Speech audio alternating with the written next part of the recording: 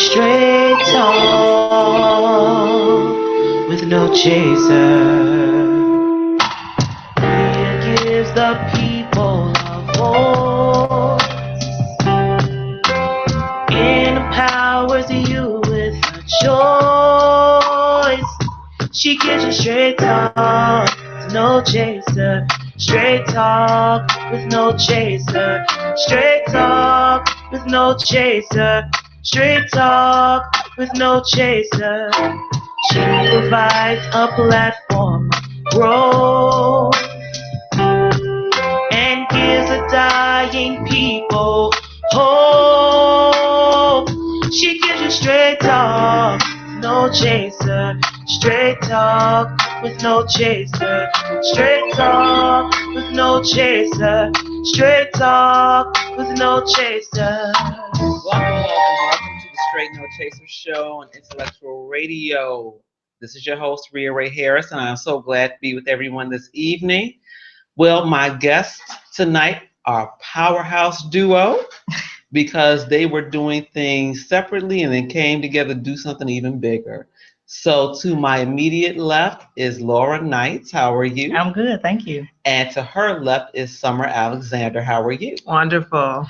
Now, the new theme of the Straight No Chaser show is economics, entrepreneurship, investment, enrichment, and empowerment. Nice. And we want to have the understanding with the community that small business does A, not mean broke business, and B, that everyone that comes here is establishing a legacy.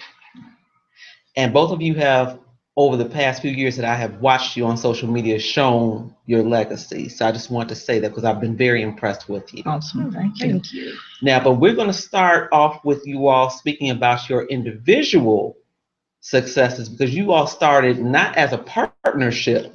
You both were doing things on your own. So Laura, tell us a little bit about your background. People love, especially if you're from Chicago, they love to hear about where you're from and all that. But tell us a little bit about your background. Okay, great. So I am born and raised here. Started my business about 5 years ago. Prior to that, I have an interesting background. I have a background in business, but I'm also a social worker and a licensed clinical therapist. Those don't match. Well, that's what people say. I started in business first, got into nonprofit work, fell in love with the community, did that for a while. But actually, it all works together in working with women entrepreneurs. I started my practice, Laura E. Knights Coaching and Consulting, helping solo business women, particularly African-American business women, learn how to do work that maybe they did for an employer as a freelancer and eventually build a full business around it. So all of my clients are primarily what we call solopreneurs. They are the CEO, the administrative assistant, the janitor, and everything else. CFO, Yes.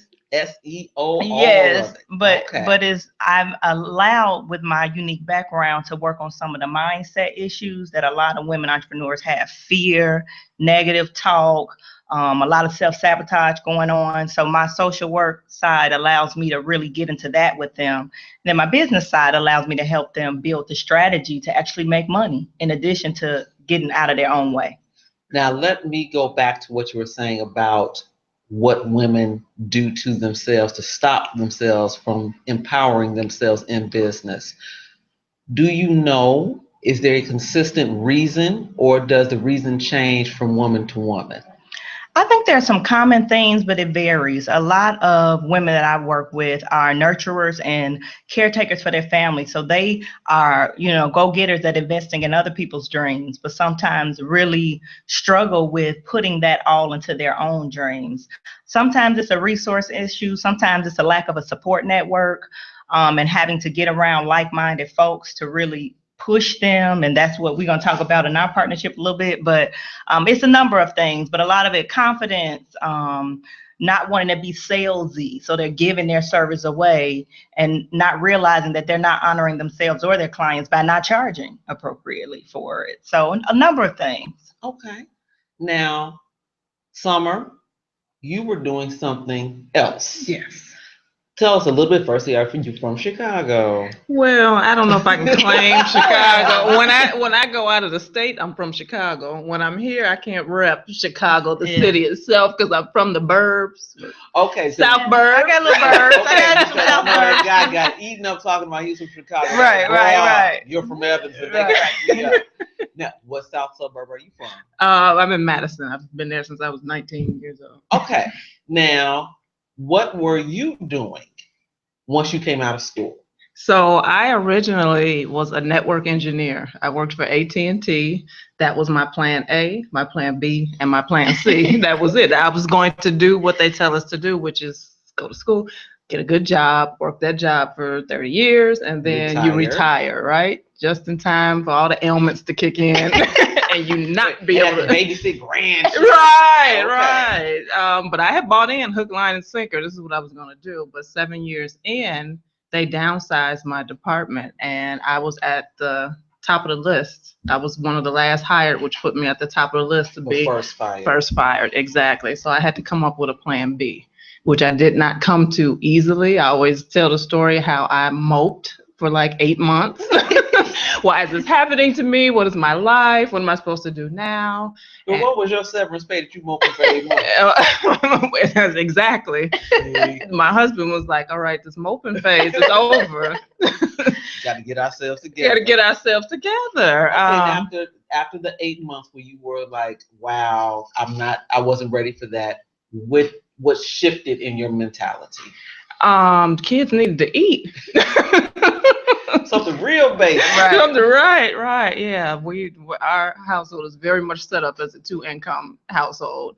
So I ended up going back to school for marketing, and then it was not long after that through a mutual friend I was introduced to a small business owner who had several successes in the Chicagoland area, built several Kentucky Fried Chickens and churches, and he brought me on to do marketing and market research for him. So this was going really well. We were able to. Churches is too greasy.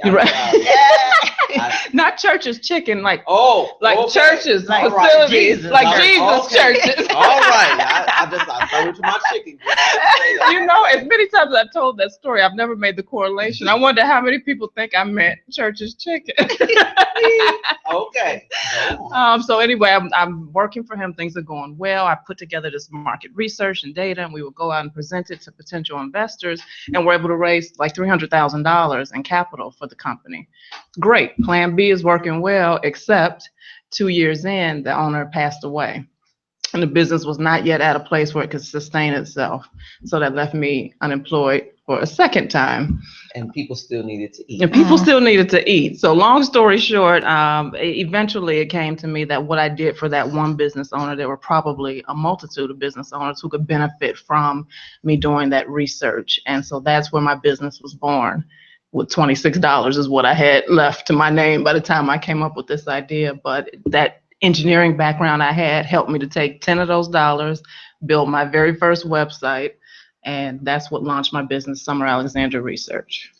Now, how did the two of you come together? Don't even tell us what you came together to do, just how, because you hear so much rumbling about how difficult it is to work with other women, and I don't find that to be true. Mm-hmm.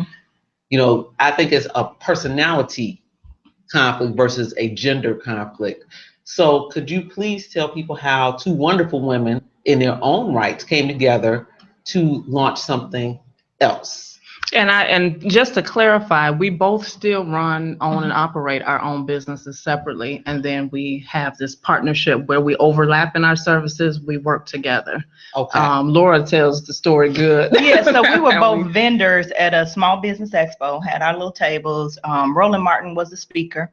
And if you could imagine, I mean, it was maybe 100 business owners that had little vendor tables on the south side, and he told a story about speaking at tons and tons and tons of business conferences and events, but the one thing that he saw at the large corporate conferences that he never saw at the small business conferences was workshops on mergers and acquisitions.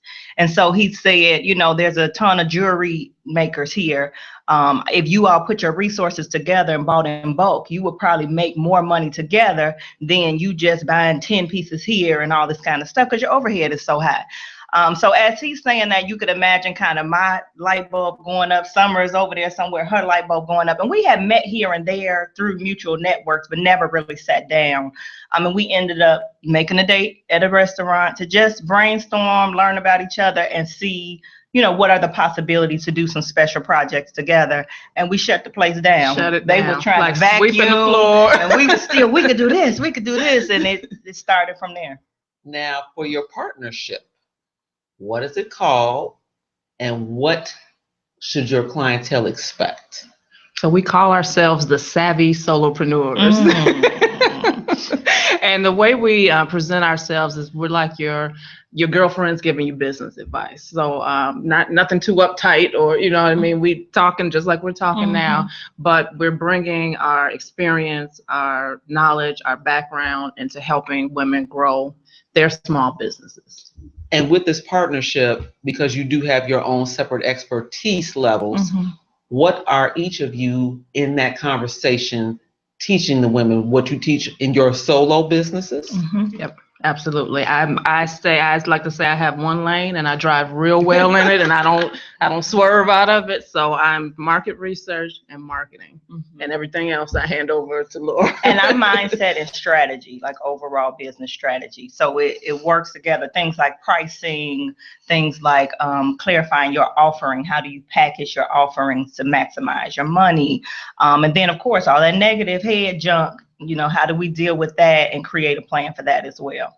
One of the things I have seen and have done myself, so I'm not going to say I was out here just fantastic and fabulous flying through the game, is you have a passion for something and you'll jump into it with zero plan besides, I know I feel I can do this.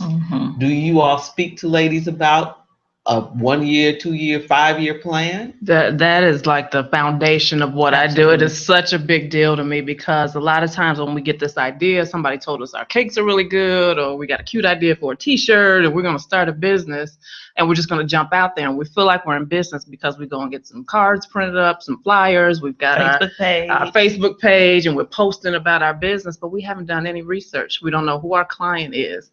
We don't know how to reach that client, how to talk to them. What's your messaging? What's your content? That the research is so important. It's the part that people like to just leap over because it's more cool to have all of this collateral stuff saying I have a business, but behind the scenes nobody's buying what it is you're selling. So that market research is critical. It should be the first step before launching anything.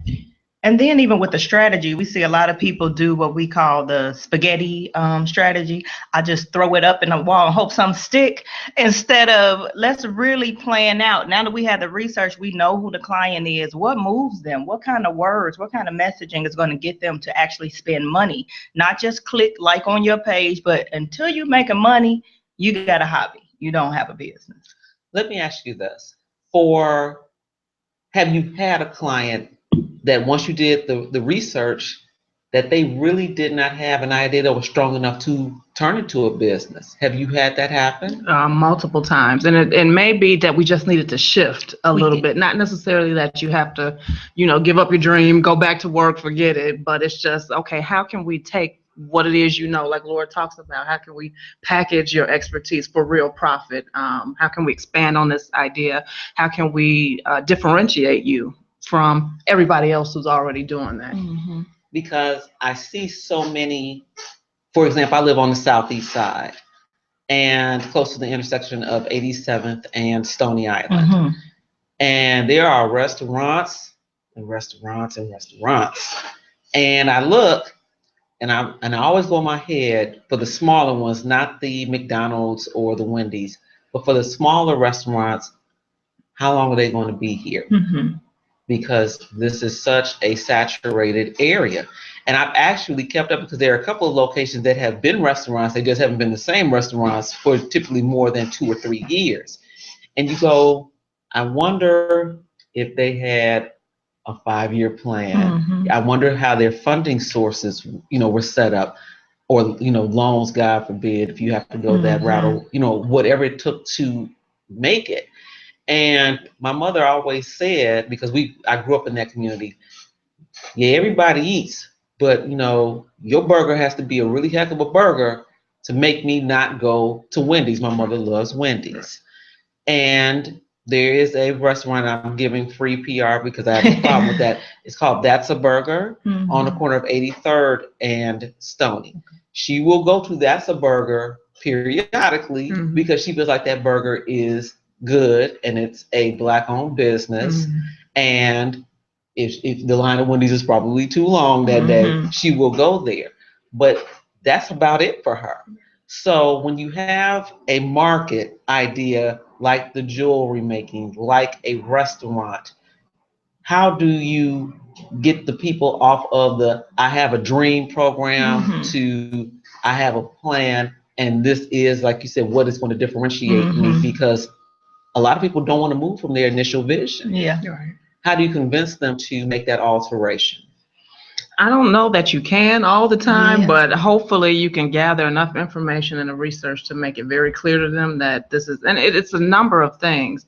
It can be your location, who are the people in the community, what are the current trends? If people in this community are trending towards eating more healthy, then your greasy burger joint is not going to be successful necessarily in this spot. We have to stop opening up restaurants based on the rent amount and where we actually have a chance to be successful. And the other piece is testing too, that I find that a lot of people don't do, meaning that before you pour your life savings and you quit your job and all of that, let's develop a little model of this that you can test. Because the fact of the matter, if people are saying, yeah, that sounds good, I'll buy it, it's really not a good test unless there's real cash exchange. So, you know, we advise people, is there a little model that we can do out there to put out there to see, you know, maybe type A, type B, what are people gravitating to? What are they spending money on, and then use that as a prototype to build out instead of just kind of throwing everything down without really testing it in the beginning. Maybe your restaurant is a pop-up restaurant initially. Maybe it's a food truck. You know what I mean? Maybe you're not in the brick and mortar first off. And I just saw a taco food truck on my way to the studio, and I was like, I haven't got a does tacos, but if I did not have him, I would check you out. Right. But you're absolutely correct. I know I've watched so many Welcome to Sweetie Pies type reality shows, The Prophet, and you see so many businesses and opportunities that have a good idea, even have a good plan, but when it comes down to the day-to-day operations of it, some things get kind of fuzzy in what kind of staff you want to have represent you, etc. Do you go that in depth with your clients as far as, because sometimes your staff will break your business or they can make it. You know, if you have someone that is that shining of a personality, they'll draw people in that may not have thought about stopping there. And if you have the grumpy, you know, I can't wait for 5 o'clock employee, they'll drive people away from your business. So do you even have that detailed oriented conversation with them once you get past the 5-year marketing scheme and we're together with that part? That's the kind of the beauty of working with Laura and I, if I might plug us, is because Laura actually does leadership development and training. It's the people. When you think about shows like The Prophet, they usually have a people problem because many of those businesses are making millions of dollars, but they have people problems. Yeah. And I would say even with that, the beautiful thing about our partnership, we started with just the solopreneur, right? And that's kind of what we're focusing on today. But one of the levels we were able to take it to is that larger mid-sized business that's making money that allowed us to do larger corporate contracts with them doing this type of work. So it's levels to it. But, you know, working with the solopreneur who wants to build to that place is definitely something we can do. And some people don't want to build to that place. They want to keep it just right here that they can manage it, and that's fine too, as long as you're making money. As long as it's right, as long as it's profitable and it's your dream. Exactly. You mentioned earlier about the concept of pooling resources. Yes. Have you found people that were interested in, let's say I made jewelry and you made jewelry? Would you be able to link us together and we could discuss it's cheaper for us to buy jewelry together, even though we don't sell in the same space. Mm-hmm. Do you all have those type of connections with clients? So what we started off doing was like just doing our partnership and then working with clients together. But over the past year, we've actually said this partnership has been so successful from every aspect you can think of, mentally, socially, financially. It's been such a blessing. We've got to get the message out to our people that partnership is the way to go. So that's what we're doing now with our book and our workshop. We're trying to encourage people to think about and consider partnership and give them some tools, because there's some negative consequences that could come if you don't go into this thing with the right mindset. So definitely some tools. Now, wait a minute. What are some of the negative possibilities? Wow. Well, a few things. If you think of a business partnership almost like a relationship, right? There is some assessment you need to do before you jump in with just anybody. Everything from work style to what kind of financial interest. Summer and I's partnership is 50-50. But if your desired partner doesn't have capital to put in to start, and it's going to be an 80-20, that's a different type of relationship. And that's fine as long as both parties are on the same page. I can't be putting in 80 and you expecting to get 50% of the profit out. So there is some conversations, like they tell you have premarital counseling before you get married. We pre-partnership discussion. And I mean, that's what we get into in the workbook, in the workshop, that there are some conversation you must have. And of course, some legal documents you must have as well before you just jump into this. Speaking of legal documents, because I didn't realize until Facebook became so big with, because you like this page, I'm doing whatever the business is. Some of y'all aren't legal. And I did not know until you start looking, on listings, etc. And you don't have that state of Illinois paperwork. It's like, what's going on here? Do you give people assistance as far as getting those pesky details? Because that's not the fun part. That's not the fun part of business, but that's the most necessary part. Do you help them understand, hey, you have to file taxes, you need an EIN number, all these type of things? Is that part of what they learn with you? They learn that that's what they need to do.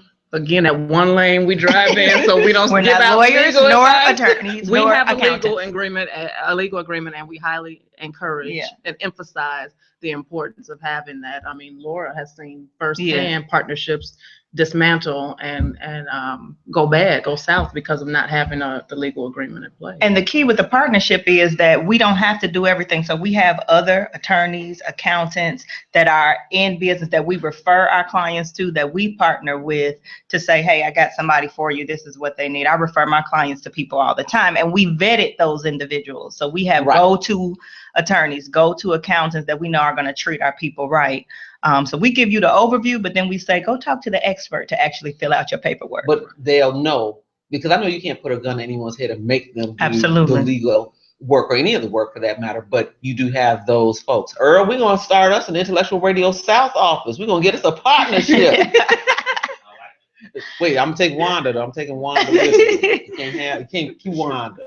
But seriously, because I was really shocked when I saw some things collapse, and then come to find out later that they had not done the legal work, and it got a little messy. So, because you can get sued personally, absolutely, if something goes wrong and your paperwork and your insurance and all that are not handled correctly. Absolutely. Now, there's something exciting coming up. Yay! Now, I know what it is a little bit, but I need you to tell everyone else what it is. So what do we have coming up this month? So on this Friday, actually, February 24th. February 24th, 6 p.m. We'll be at Prairie State College out in South Burns. Laura and I will be hosting the Power and Profit and Partnership workshop. It's based off of our book, which is called The Power and Profit and Partnership. And we'll be going into all of these details. We'll talk more about how our partnership started and then how you can get started in partnership. And one of the things to point out is that you don't have to have an ongoing partnership like Laura and I have. It's just worked that way for us. It could be a one-time thing. Maybe you're going to host an event together. Maybe you're going to hire someone to be a subcontractor. That's a partnership agreement. So there's a variety of different ways to do partnership. You don't have to think, oh, I have to give my whole business up and attach myself to someone else. You don't have to do that. It could be a one-time event. And one of the cool things about the event is that registration, of course, comes with a book, and we also have a DVD that goes with the book. But it also comes with a core values assessment. So before our guests come, they're going to take an assessment that's going to give them some insightful information about their work styles, their communication style, their conflict style. We're going to do a debrief in the workshop to give people hints of who might be a compatible partner for you based on who you are. Work style is very important. Summer and I had a large corporate contract that we went in on, was that last year? Mm-hmm. Or last year, the year before last. And it was rigorous. We hired 7 other business owners to work with us, but we had some, midnight hours sometimes to get the work done for the client. And if your partner is not no matter what happened, right, that's going to be a problem. So things like that we help you to consider. She's not only putting this mildly. Okay, let me put this, explain it in real detail here. We had one of our subcontractors drop a ball, and Laura and I had to step in and clean it up because it's never going to get to our client. Never going to get to our client. So we had to stay on the phone for 22 hours straight to get it done. Google Docs. And Laura was like 32 months pregnant. I was 9 months pregnant. And my husband was really upset that I was working like that. But I mean, we had to get it done. It could not, the client could not see the ball drop. That was just unacceptable to us. And like I said, that gets into work ethic. Mm-hmm. It's extremely work important. Style. It can make or break you, that work right. style. Because even the times of day that you work best, because for example, I'm a morning person. Mm-hmm. Now I'm here this evening, but when I leave here, I want to cry driving home. I'm so tired. But that's just my body chemistry. Now, if I partner up with someone that's a night person, unless we work in a 24-hour business where I'm on one shift and you on the other, that's a problem. Mm-hmm. And it doesn't seem like a big deal, but it can't. It's major. It's major. Have the possibility to become an issue down the road. Absolutely. Now, for Friday, because as 2 women, you still have men clients. Mm-hmm. Yes, absolutely. Okay, because a lot of people say, "Oh, they're women. They work with women." No, we have everybody at our events. Right. Yep. How do anyone that's interested register? Simple. They can go to profitinpartnership.com and register. Mm-hmm. And if they're unable to make that event but would like to have a conversation with you about what we've talked about today, because they're having some questions about their business idea, or they are in a business and things are not working out quite the way they had planned because they didn't do a lot of the basic groundwork, how do they reach you? They can reach us at our website, which is savvySolopreneurNetwork.com. Mm-hmm. And that's SAVVYSOLOPRENEUR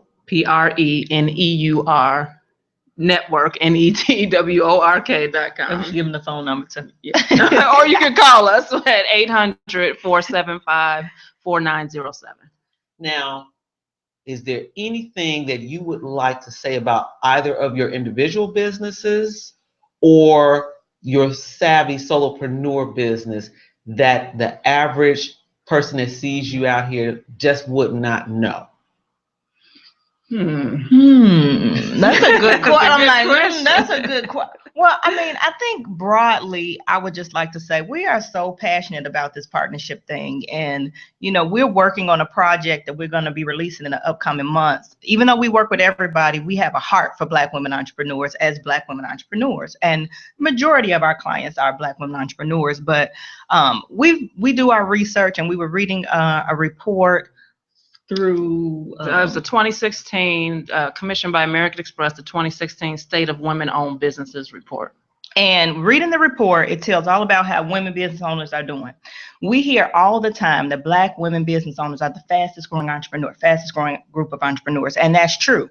But if you dig a little deeper, Black women entrepreneurs are also making the least amount of money of women entrepreneurs. And we know that has nothing to do with intellect, work ethic. We some of the hardest working folks out here, right? Working for ourselves and everybody else. But there's a disconnect that we are not reaping the same fruits of entrepreneurship that other people are reaping. And we have found that partnership is one way that Black women entrepreneurs can really get ahead, share resources, share capital, So we're just on a mission to really help people get beyond the barriers, to make this money, to do what you got into business to do, to be flexible, to have freedom over your time, to create a legacy for your family. And we see partnership as being one way to do that. And I just want to say, as my market research with the numbers come floating in my head, I just want to point out how dismal the number is from that report. Please tell us. Black women entrepreneurs on average make $26,000 a year. Revenue. The next highest number is Latina women who make $52,000 a year. So almost double what Black women make. And they aren't at the top. Caucasian women are at the top, and they make on average $208,000 per year. We're at the very bottom. $26,000 is not enough to even buy groceries for your family for the year. See, you back on that food again. We gotta eat. We gotta eat. Look, I'm going to eat when we leave. Right. Now I'm traumatized. No, well, we were traumatized. I mean, like almost in tears. I'm almost in tears because you see that, and I mean, we're interested in doing some research to really hear the experience of the Black woman entrepreneur. We know that there are some real systemic issues too. So there is, lack of capital. I was reading a report the other day that said Black women who start tech firms, they can raise up to, it was something like, the ratio was like 25% of what anybody else can raise for these high tech firms. Exactly. And we know it's access to capital. It might be access to network, right? You're not in the circle of influence. We don't have a seat at the table. Yeah. We don't have a seat at the table. Well, not that we're not capable. We have to create our own table. Absolutely. That may be where this gets to, because that's a shocking difference. I mean, that's and if you dig, the numbers are there. We hear all the time, Black women are the fastest growing entrepreneurs, and that is true. But starting a business is different than sustaining, making money, being solvent in that business. Wow. Again, for Friday, 6 o'clock. 6 o'clock. Prairie State College. Prairie State College. What building? In the conference center. In the conference center.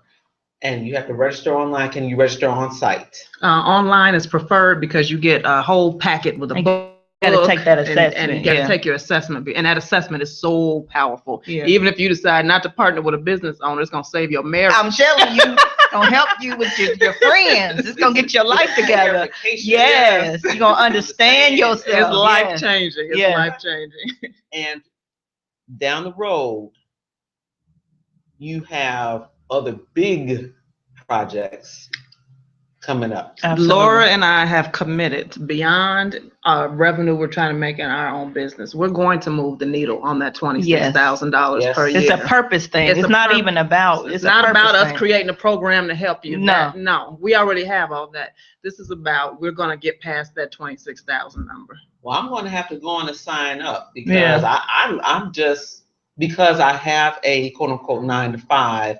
It doesn't feel as pressing, but as my time on that 9 to 5 retirement is coming up, it's going to flip as far as what's paying the bills versus what is the money that you can just kind of, do some little stuff with.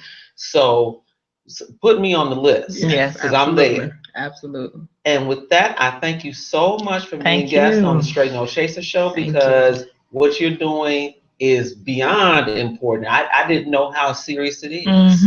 So I'm looking for especially women, Black women that have a dream, have a goal, that are willing to put in the work to develop this into a viable, sustaining business, to get in touch with Laura and Summer, either through Facebook or come out this Friday. Men, you're welcome, but we, they're working towards getting the women up. We welcome, brothers. But come out this Friday evening. If you cannot make it this Friday, get in touch with them to make a personal appointment with them soon. This is important, people. Absolutely. And with that, I thank you again. This is the Straight No Chaser show, signing off for this week. What are we doing? Economics, entrepreneurship, investments, or we can't help me, enrichment and empowerment. And we'll see you next week, same time, same station. Peace, be safe.